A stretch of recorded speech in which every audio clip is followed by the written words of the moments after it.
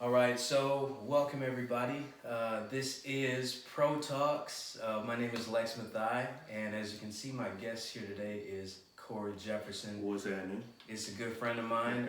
Believe it or not, we met at church, and we go to church together. Shout out to Tim Ross at Embassy City, holding it down online at the current moment. For sure. And we are absolutely staying online and watching the YouTubes and keeping in touch with that.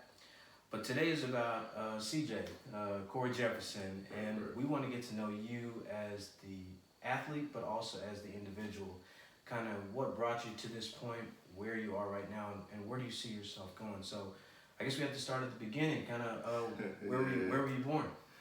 I was born in Tacoma, Washington. I really wasn't there that long, probably a year or two. Okay. My mom was military, so she was stationed out there, and everybody always comes to me and, oh, you're from Washington? Not really. No, yeah. Yeah, I was kind of just born there. Yeah, you just started there. Yeah, that's pretty much all it was. My mom was stationed there for a little while, so while she was there, I was born, and then my family's originally from Virginia, so I grew up probably the first 5 or 6 years in Virginia, then moved to Texas from there. So you went West Coast, East Coast, and then down south. Right. Okay, so you went through all the hip hop scenes. Yeah, man, All right, stop here and there.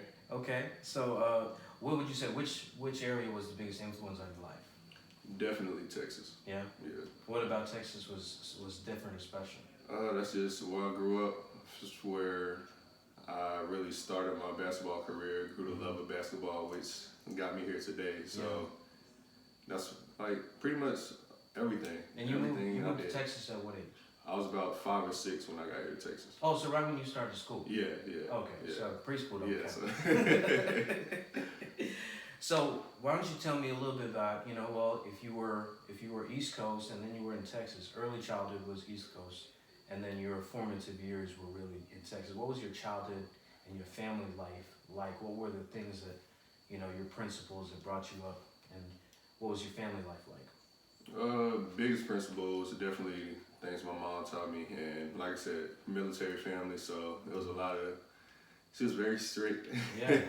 But a lot of structure. Definitely a lot of structure. I'm very grateful for everything that she done and taught me, and it's definitely made me like the man I am today. So, but yeah, growing up, it was a lot of structure. It wasn't. I remember I got like my first. She gave me a radio. I think I was somewhere in middle school, like 6th or 7th grade. Okay.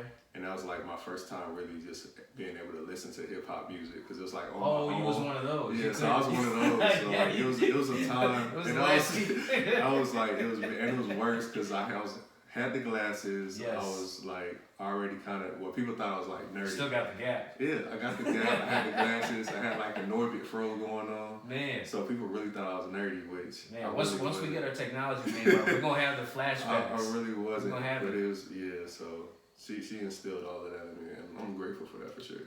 What? Okay, so we always like to skip over because a lot of us came up in, especially those of us had families of faith and structure, military, things like that. We appreciate it now, but what were some of the challenges that you dealt with at that time that made it difficult? I'd say like being a church kid. My mom was like one of the mothers of the church, so I was just always in church. And then being a kid, like Was her hat game strong? her hat game wasn't as strong. She had some, but she wasn't like the big hats and everything. Right. So, but yeah, like just being a kid. As a kid, you don't always want to be in church and everything, especially with your friends that aren't in church as much. You want to hang out with them. So, I was always the one going to church, or like especially then it was like revivals and everything, just like throughout the week. Yeah. So that's like conditioning. Yeah. It's like, for those of you who don't know, that's like spiritual conditioning. No, for sure. Like it's like wind sprints. Tuesdays, Wednesdays, Thursdays, whatever day, it'll be like 7 o'clock at night. You going back to church. It don't matter. And yeah, so I'll be outside playing, and my mom be like, "Come inside, you gotta get ready for church." And I'm like, "What? It's not a Sunday?" Yeah. So they're like, "Yeah, that's it." But it'll be things like that, or even with like the teen clubs. Like I've never been to a teen club. I could never go to a teen club when I was younger. So just things like that though. Now, for those that don't know, what part of Texas was this at that time? I grew up in Killeen, Texas. Okay. So right by Fort Hood. Okay. So yeah. Gotcha. Yeah. Now, from a person like me coming from the Midwest, Right. Texas is like another Oh, country. yeah. So we think Dallas and Austin and Houston is the same thing. Yeah, Basically. so Killeen is basically central Texas. Okay. So it's out there around Austin, Temple, Waco, but yeah, central Texas. So now, growing up, like you obviously did you ever leave Texas to travel or anything like that? Actually, I would travel a lot. Some stuff with my mom. Okay. She was, actually, military-wise, like her getting stationed everywhere, I didn't have to do too much traveling. Like I said, I was born in Washington. I think I went with her. So to you Korea. knew what winter and snow was. Yeah, I knew what snow was. Okay. Like, I mean, growing up in Texas now, I'm not much for the snow. Y'all Right. can keep that in Chicago and all that. Y'all can have all that. It'll snow here for maybe like a day. Matter of fact, it did snow for a day. It snowed for a day, and then it was sunny the next day. The city shut down. But yeah, so I did. As far as her being stationed places, it was I think Korea. Germany, not Korea. It was Germany, Washington, Virginia, like Norfolk area, and then here. But in she was Texas. abroad prior to you being born. Right. Yeah. So you were never abroad as a child. Well, no, I went to Germany with her after okay. I was born. Yeah, after I was born. I What went was to that Germany. Well, I didn't remember nothing, so. Was you as a baby? Yeah, I was a baby. Gotcha. But as far as traveling, like after I moved to Texas, I pretty much did my most traveling through basketball. Okay. Like, after I started playing basketball, that's when I started going to all the tournaments in different states. And first it started locally. Like I said, I grew up in Central Texas, so when I first started playing AAU basketball, a lot of the tournaments were either in Killeen or in Austin. But as I got older and started getting better, I started getting on better teams, and they would actually like bring me along and being in. I know one of the first couple ones was in Kansas, and then from there I just started going all over to the big tournaments. Things were in New York, Vegas, Cali, Arizona. So with the real cities. Huh? yeah, so it was cool. It was cool just to have that experience. So okay, well, a couple of things there. Let's talk about who introduced you to basketball, and did you play any other sports, or were you always just kind of basketball? So this is going back to the whole everybody, nerdy Cory. Because you have to remember that being from Chicago, we know Chicago as a basketball city. Right. When Chicagoans think about Texas, we like, oh, y'all got football. Y'all definitely have that. Right. But when you start to think about it, Texas has actually produced a lot of solid basketball players. Oh, for sure. But So- yeah, Texas will always be the football country. But absolutely. yeah, definitely a lot of basketball talent. But I got introduced to the game like actually later than most. Like I said, as a kid, I wasn't just growing up watching basketball and everything. My mom was into sports. She didn't play sports really, but she was into sports, so she watched the football and not really too much on basketball though, because her family was. Because you were born in '90, right? Yeah, I was born in 1990. So you were familiar with the Jordan years. Yeah, Right. but I To didn't some watch degree. it too much. I Yeah, knew of it. Yeah, it was but just I didn't before watch your it. time a little bit. So my first official sport, like I said, this is before I started playing. My first official sport was tetherball. Get out of here. Like on the blacktop. So Yeah. like going for lunch and everything, I was doing tetherball. And then I remember some kids had tried to get me to play basketball one time. Right. And I was like, nah, I don't play. But they didn't believe me. Right. They believed me real quick when I got out there though. So they kicked me off. Wow. Kicked me off the court. I went And back this to was tetherball. how old This were you was this this time? was like I think this was 5th grade, 4th or 5th grade. Yeah. Okay. Yeah. So before puberty. Yeah. So this is actually a really interesting question. So for the people that can't see, Cory, you're 6'9". 6'9", yeah. So when in 5th grade, like in the spectrum of height, kind of where were you? Because the girls grow taller than the boys. I think I was around 6. I was somewhere around 6 feet. So maybe you were like on the 6. taller side. Yeah, I was tall. That's why they assumed that I Right, played right. basketball. Okay, cool. They didn't believe me. So they knew you was gonna shoot up anyway. Yeah. So. But you just hadn't figured out Yeah, your coordination. I was not coordinated at Right. all. Okay. Like, at all. So at that time, like, who was your biggest influence? Whether it's personal, professional, doesn't matter. Like, As far as basketball was? No, that's not just- necessarily like. okay, If you think about your 5th grade self, like who's the first person you think of? Like, this is the person I really kind of look to as a role model or example. It really had to be my mom. Yeah. Really had to be my mom. Like I said, from the beginning, even the things that I didn't understand then, like as a kid, she was really like there to show me like how you're supposed to be, like as an adult, how you're supposed to be, the maturity and respect for everybody. So she really showed me all of that. And as long as I've known you, we've known each other from more of a church standpoint. So has your faith always been an important part of your life, or is that something that's grown over the years? Like when did you kind of make that choice to make that more serious? A little bit of both. It's always been an important part, but also as I got older, I wanted to make it more of an impact in my life. Like I said, everybody knew I always went to church, and that's just something. As a kid, didn't always want to do it, right? But now it's like, because for anybody that's been dragged to church, there's a time when you're just like, I don't want to see a church. Exactly. I don't want to look across. I don't want to throw the hands. I've never had that though. Like it's never been like, okay, I'm tired of this. I'm about to go do my own thing. Right.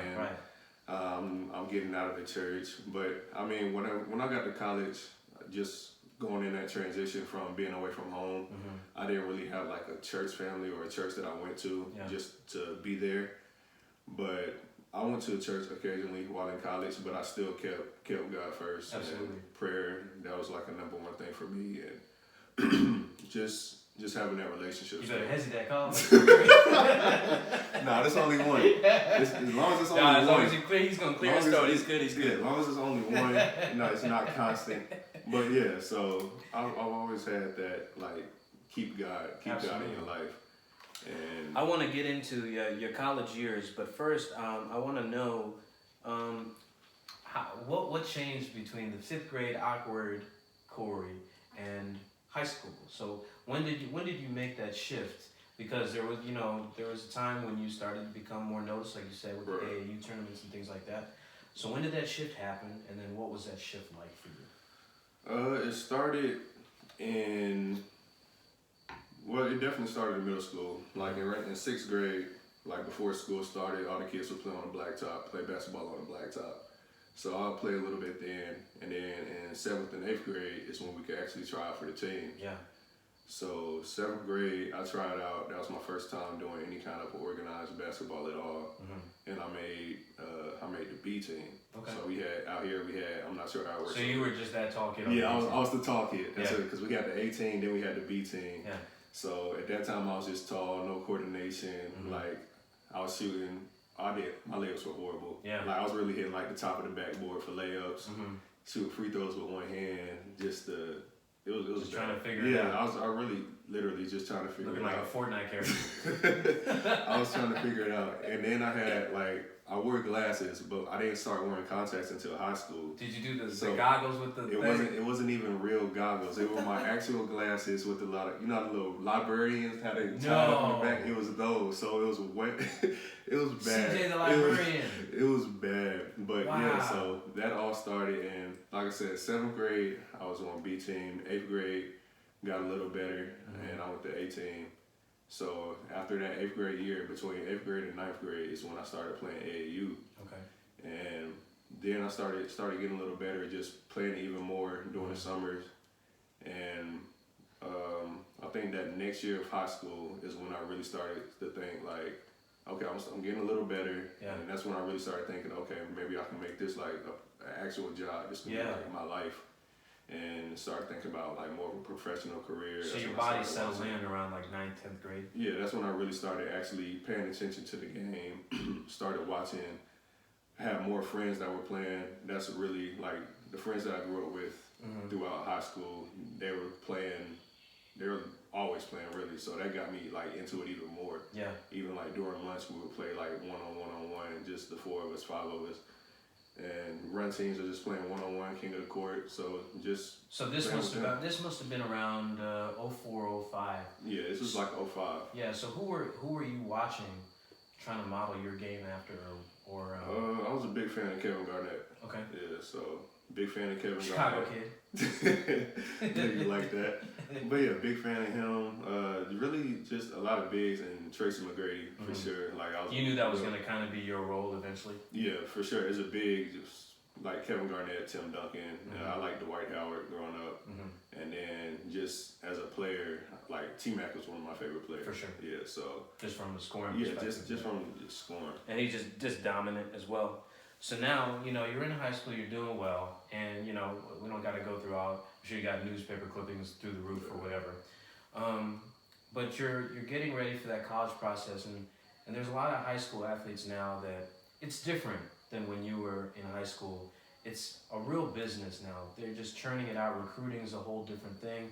I know the NCAA is on hold. But what advices do you have for a sophomore, a junior, a senior? AAU is kind of a second job almost. So, when it comes to young athletes, parents, ranked or unranked, what's one piece of advice you wish you would have had at that time? One piece of advice, I would say to understand what's going on, really. Like when I committed to Baylor early, like before I really knew everything that was going on. I'm still glad that I went to Baylor. Yeah. But at the time when I made the decision, it wasn't because of, oh, I know this is exactly what I want to do. This is exactly like everything this is my final decision, like choosing Baylor. Right. So I made it out of this decision of, well, for one of the good decisions that I did was because it was close to home. Yes. Like I said, my mom was military, so she retired while I was still in school. So she retired. I told her that after I finished high school, if she decides to go back to Virginia, then I would go to a school somewhere around there. Probably would have went to UNC just to be close to Virginia.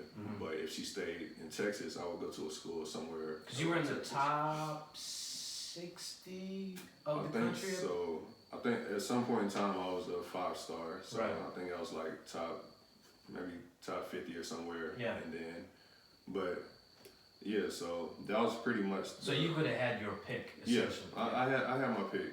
So that was my main factor, really, pretty much for my mom, which isn't a bad thing. No, not at all. But at the same time, okay, let's phrase it differently. If you could take that decision right now today, how would you organize your priorities for that decision? Because I think this is really important for high school kids. For sure, it is for sure.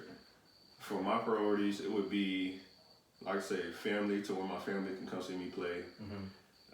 The people that would be there on the team while I was there, the staff, the coaches, and everybody that would be there. Right. But that was also another reason that I chose. They had one of the best strength coaches in the Big 12.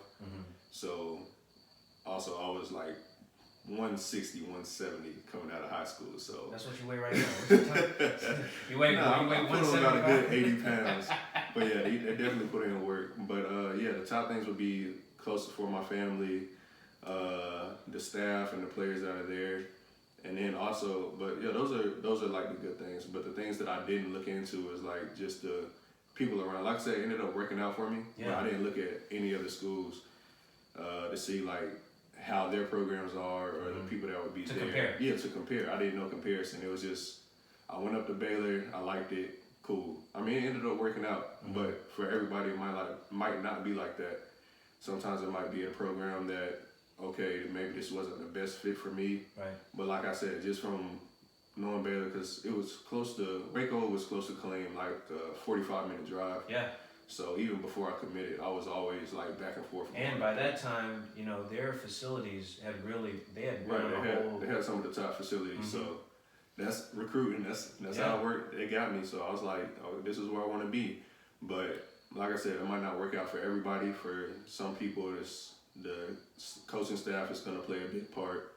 The teammates that you're going to have there, the facilities, that's all going to play a big part. So for people that are being recruited right now, I would say just make sure that you go way through all of your options and compare the schools. Make sure that you're going to be because essentially, I mean, you want to be, a lot of people want to be, one and done leave to the NBA, but you got a plan to be there for longer than a year. So you got to know who's going to be there, who's going to be coaching you, who you're going to be playing with. So that would probably be one of the biggest things. Last little question about the college experience and the recruiting experience. A lot of people are one and done, like you said. Right. Michael Jordan stayed for his basketball career, and for a lot of people, they say he is in the GOAT conversation because of his sound fundamentals on top of his natural talent, because of what he learned from at North Carolina. So what would you say for young players that are looking, maybe they're not 5-star, maybe they're, less than that, but they want to improve what they can do in college? What should they look for from a school if they're looking to develop themselves as players? What's the number one attribute of a program? Number one for a program, that would have to be the coaches. Mm-hmm. Like if they're not, Is that the head coach, assistant coach? all the above, the whole coaching staff. Yeah. Like they have to be invested in the player. Like it can't just be, all right, we have practice at this time. This is when I see you. After that, all right, you're out of here. Get out. I got things to do. What's an example of something a There head have to coach be would do? like, okay, of course the practice times you have to be at the gym then, but if they see you want to, if they see you want to get that extra work in, and they're willing to stay in the gym with you, or make sure that there's somebody there, one of the team managers or something, making sure that you're there and actually helping you if they see you doing something. If you're working on drills or something, they see something that you can get better at, and they kind of tell you, hey, this will be like, you'll be able to score easier if you do it like this or something, or just things like that. Like there's still things that my coaches at Baylor, and like while I was there, we got into it a lot just because that's how coaches should be. Like you're not supposed to be like just blindly follow. Ask questions, right? Exactly. You're supposed to ask questions. Y'all gonna get into it, especially like these are people that you're gonna see literally year round, with the exception of like maybe a month or two. You're gonna be with them all the time, so you're gonna get into it. But it was all out of love. So like a lot of things that the coaches told me from college, I'm still applying. Exactly. Yeah. So now leaving college, what was the draft experience like? Because that's not something everybody goes through. It was a great experience. Really, it's one of the best things you can go through.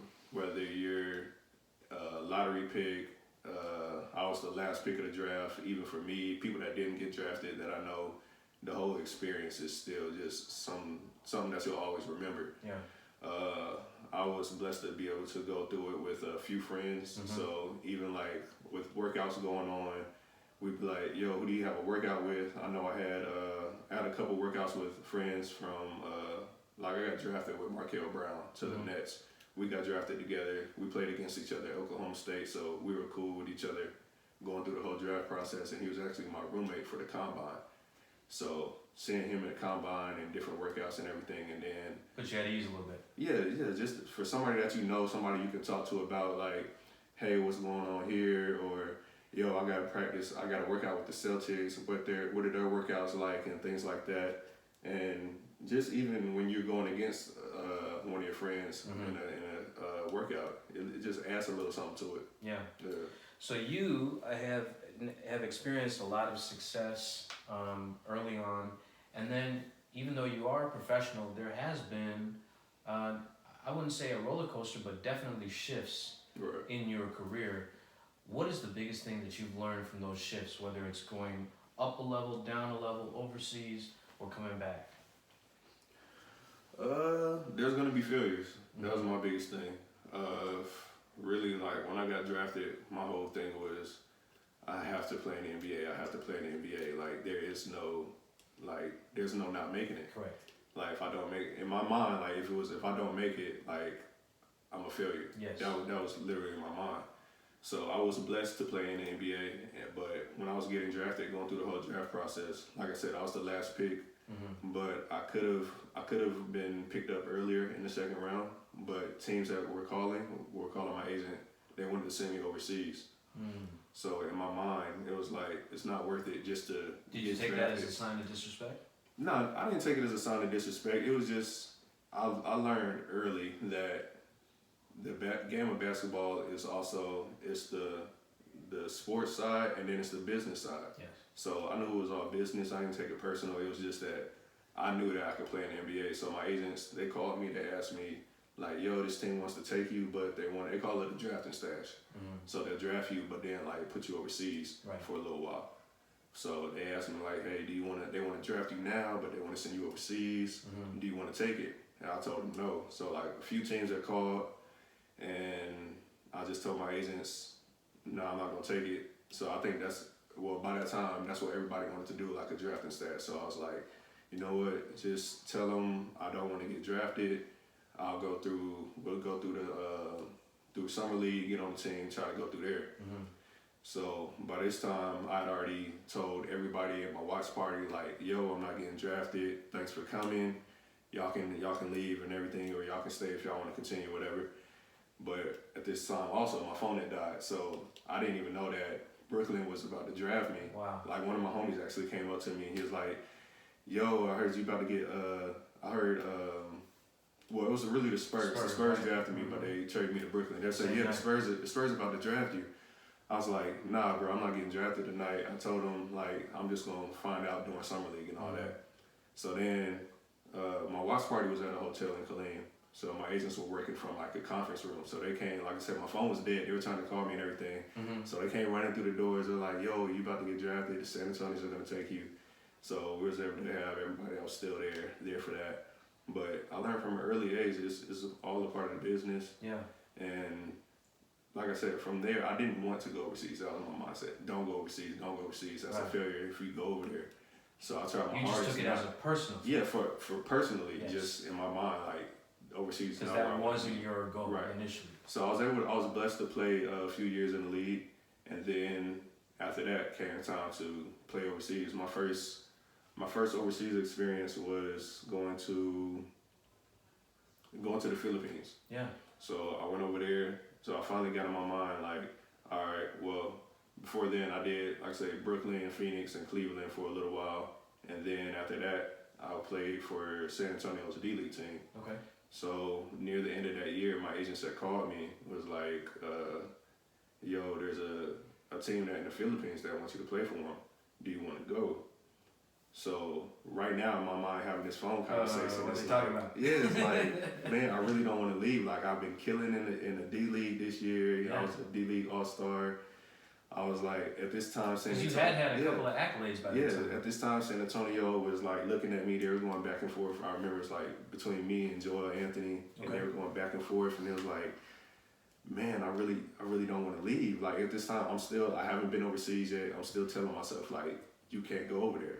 Like, that's like, no, it's a failure.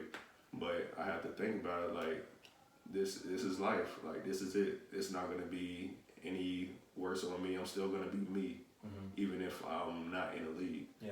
So that's just what I had to tell myself. That was like the biggest thing for me, taking that step to go play overseas. For sure. So what is your attitude? I mean, because you're still active. Right. Even though the climate, no pun intended, of the world and professional sports has changed. Where are you active now? I'm actively playing for Puerto Rico. Like, my last team was in Puerto Rico until everything happened just now with the whole virus. So now, did they make a move prior to the NBA, or did they follow the NBA's lead? they followed the league. I think everybody followed NBA league. Because I know when it first happened with the NBA, they shut it down, and I think people were talking about it like all over, pretty much all over everywhere, especially our league in Puerto Rico. We're like hearing games might get canceled or we might postpone, but nothing was concrete. So I remember the day of the last game that was supposed to be played, it was actually about to play my guy Isaiah. He was out there in Puerto Rico as well. Okay. We were playing him. So we're going through walkthrough and everything. We finished walkthrough. I'm in the locker room getting dressed about to leave, and the coach comes in and we have another meeting and saying the game's postponed. So he said, nobody leave yet. Nobody leave the island. Don't go home, like, to the States. We're still going to be practicing and everything, just not playing any games. Right. So I guess later that day they had a talk with like the head execs and everything, and then they're like, okay, we're just gonna cancel the season because of everything that was going on. They didn't want like people to get stuck like with the travel ban, because Trump had came out and made the travel bans and everything by now. So they didn't want anybody getting stuck on the island. So they just it's crazy how sports and politics makes more than you think. They postponed the season, so yeah. Well, this year has been funny for us in a lot of ways. If going back one calendar year, somebody that I remember seeing on your story a lot, as far as the person you practice with, Andre Emmett, passed away. What did he mean to you, and what was that effect like for you? It meant a lot, even just for the city of Dallas. like I said, first met Dre at I met him at the courts. We was all just working out. I was just working out just to work out, but he was getting ready for Big 3, and that's why I met him there. So we were running fives, 5-on-5, and he was just in the gym, talking his game, trash talking to everybody. Yeah. But yeah, just getting himself ready for the Big 3, and that's when I met him. And then I would always see him, see him out occasionally after that. So every time, we see each other, we speak and everything. And then, of course, when we're in the gym, we chop it up for a little bit. But just losing him for the city, it was just tough on the city. Of course, for his family, I couldn't even imagine that. But just as an athlete and as a friend, it was tough to hear that morning. And but other than that, it's just, I know now we're trying to have a team for him, like the Team Emmett for the summer tournament, the TBT. Yeah.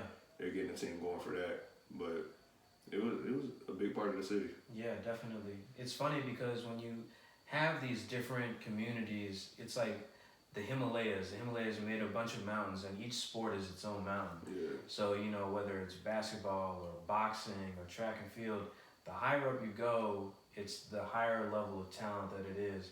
But the more you appreciate the people that are up there on that peak with you. For sure. So, somebody that's in the track world or in the boxing world or in the football world, they look and they can see the peak of the basketball mountain, but it's really y'all that are up there that have that real camaraderie. So I know that it hits different, even though, you're not part of somebody's immediate family, you're part of their family in another way. Right. Because the same dreams you had is the same dreams he had, you know what I mean? So I know that hits different. And then that brings us to the loss of another legend in Kobe Bryant. And of course his daughter and the other passengers on that helicopter back in January. How did you take that as a basketball player, a professional basketball player? It was another tough one. I remember hearing about that. I was like, nah, this can't be real. I was actually just out riding around in the city, and one of my friends that texted me in a group chat that we're in, and he said, "Did you hear about Kobe?" They said he just died. I was like, nah, that's not real. That's on like, Twitter. Twitter I was stuff, like, right? so where'd you see that at? They said it's on Twitter. I was like, nah, that's not how we know it's because they say they're always posting something about a celebrity. Yeah. And, Eddie Murphy's died 27 times. Yeah, so I'm like, oh, okay. I was like, oh, okay, Twitter, cool. Yeah. It's not real then. Yes. But then I got it in another group message. Had you gone to church at that time? Were you at church? This was after church. I went to church. This was after church. Yeah. So I'm like, man, everybody, like, this is the second time I'm hearing it. I'm like, man, I hope this isn't real. So then I started seeing, I went to Twitter and I looked it up, and I saw something for, I think it was TMZ. I'm like, man, TMZ. Yeah. Now we're trying to question that. Yeah, oh, man. So, but then as it kept coming out, and it was just like, it's real. Like, it was just crazy to hear.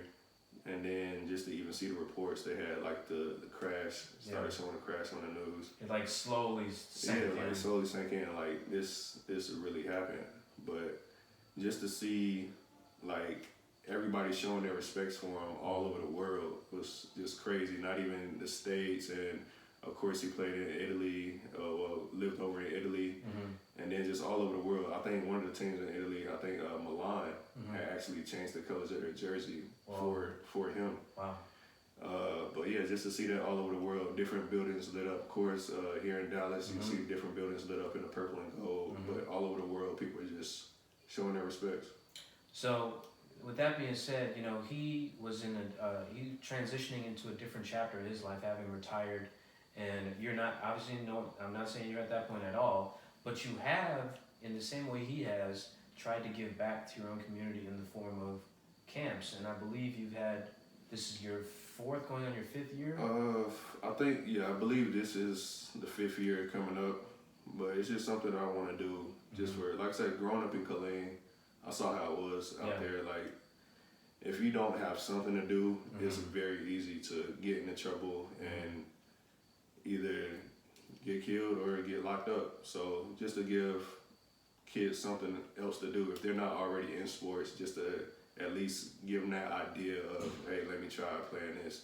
Because for me, basketball probably really saved my life. Yeah. Like growing up in Killeen, it wasn't too much other to do to stay out of trouble other than just go hang out at a friend's house or play sports. Yeah. So I really feel like that kept me out of a lot of trouble just from the fact, because I remember growing up, just from playing sports, it was, if I get in trouble, if I get a referral, like when you get a referral back in school, get written up, I can't play in the game. They'll suspend you for the game. So it's like, that's your incentive. That was my incentive of like, all right, chill out, because I used to try to be a class clown, but after I started playing basketball or playing sports, it was like, all right, you got to chill out. You don't want to like get in trouble. You need to be playing. So that really kept me out of a lot of trouble. So that's just something I wanted to do for like the kids. Like I said, the ones that didn't play sports, just give them something to do. Like, maybe introduce them to it. Sure. I've had a lot of kids that came that didn't really play, and that's probably the best part, really. Kids that don't play any kind of sports that just want to come, just because it's a free camp. They're like, okay, and then sometimes parents just bring them to give them something to do. So just in terms of thinking positively, let's pretend as though the world's going to clear up. I want you to plug your camp. When is it? What ages is it for? And who's invited? Where's it going to be? I usually do it in Killeen, back where I grew up, and it's usually around the first or second week of August. Okay.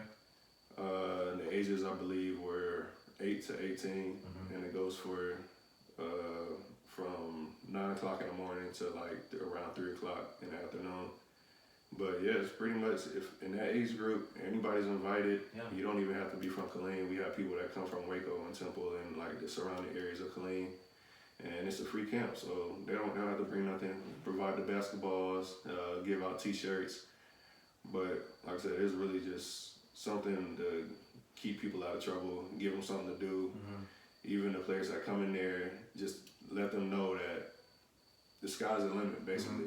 Like, even with my story, just people from Killeen, my story of being the last pick in the draft at the time, this was before the two-way contract, so the last pick in the draft didn't really play. I think Isaiah Thomas was the last one to actually, that was the last pick and actually played. Wow. Other than that, usually they'll just get drafted and then never play a minute in the NBA. So that was a big thing for me to even play a second just in the NBA, being the last pick. Then we have guys that go undrafted. Royce O'Neal, who's playing with the Utah Jazz. He's from Killeen. He went undrafted. Now he's like one of the stars in the NBA, playing a very important role for his team. I saw you shouting him out the other day. Yeah, so it doesn't matter, like, the journey. Like I said, for me, not playing was the end for me, but that's not really what it is. Like, there's so many different ways and so many different opportunities for you playing basketball or any other sport, really. So really another thing for the camp is just letting you know to just keep playing, keep getting better. Like I said, the sky's the limit. You don't know what's going to happen. You just got to keep playing. Beautiful. So I had a young friend that wanted me to ask you, who is your, or was your favorite player to play with or against? My favorite player to play with was Kevin Garnett. Just to be on this team, like I said earlier, I grew up like watching him. He was one of my favorite players, and then to be on a team with him is like, he was actually the first player that I seen when I got to Brooklyn.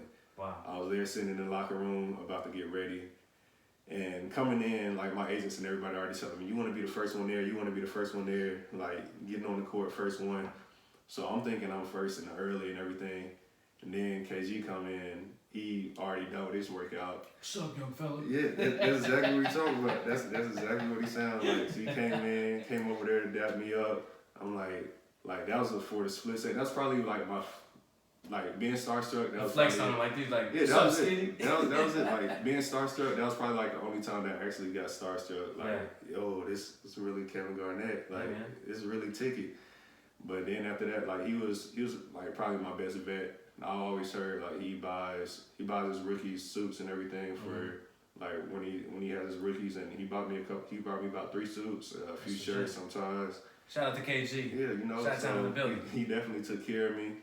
Always had stories for days. Yeah. But yeah, he taught me more. Well, educated me more about just the actual NBA, like basketball side and the business side as well, and about just staying out of trouble, just finding your niche. But yeah, definitely my best player to be with. Awesome, man. So last question, man. You've lived just a short chapter of your life, the first chapter of your life. It's been excellent. God's blessed you a lot. But you've got a long way to go. And, your life is definitely going to be greater than basketball because of your principles and your goals, outside of that. What is it that you want Cory Jefferson's ultimate legacy to be? Ultimate legacy, I say just helping, just like I do with the camps, just helping give back however I can, trying to help like the younger people. Mm-hmm. And if I can do that, that's probably be the biggest thing for me. Excellent, bro. Well, I've really appreciated your time. Thank you for spending it with us, telling a little bit about your story. Plug your social media. Where can people find you? Everything I got is at Cory J34, CoryJay 34. Pretty much only Instagram. That's pretty about the only thing. I'm on Twitter, but I don't really tweet. More retweets just for the laughs and all that. Yeah. But yeah, I'm mainly active on Instagram. Awesome. Yeah. Follow the man on Instagram, CoryJ34. CJ, I appreciate your time. God bless, man. Thank you, my brother. We're not supposed to do that. I mean, we got sanitizer and all that here, absolutely. So we good. Thank you for joining us on ProTalks. We'll see you next time.